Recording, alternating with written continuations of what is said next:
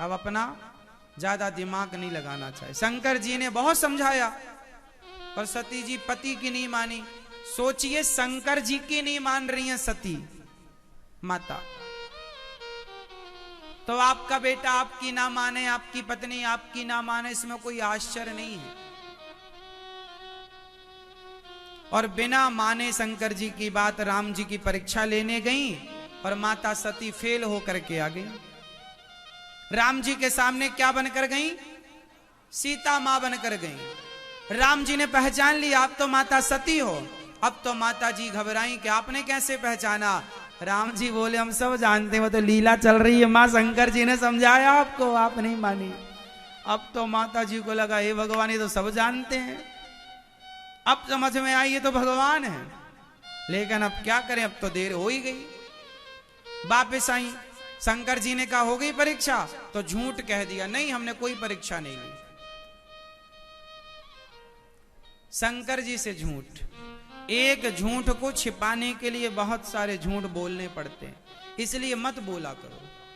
माता सती भी झूठ के चक्कर में पड़ गई तो परिणाम देख लो, माता सती जल करके भस्म हो गई। माता सती का त्याग कर दिया शंकर जी ने कि आपने मेरे आराध्य की परीक्षा ली है, मेरी मां का रूप बनाया है, अब मैं आपको पत्नी के रूप में कैसे स्वीकार करूं? अब तो आप मां हो गई। फिर दक्ष प्रजापति ने यज्ञ किया, उस यज्ञ में शिवजी को नहीं बुलाया, और माता सती जब गई तो उस यज्ञ में सब लोग रूखे स्वभाव से सती मां से मिल रहे हैं, लेकिन एक मां बड़े प्रेम से मिली, बेटा अच्छी आ गई। देखो, मां तो मां होती है, मां बड़े प्रेम से मिली, मां की जगह कोई नहीं ले सकता।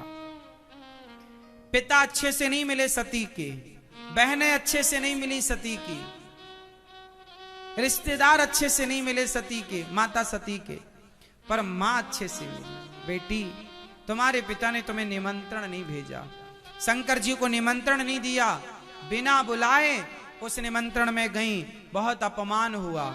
अपना अपमान तो जैसे तैसे मां ने सहन कर लिया, पर पति का अपमान सहन ना कर पाई। पति का अपमान सहन ना कर पाई माता सती, और दक्ष प्रजापति के यज्ञ में जब गई तो मां जल करके भस्म हो गई।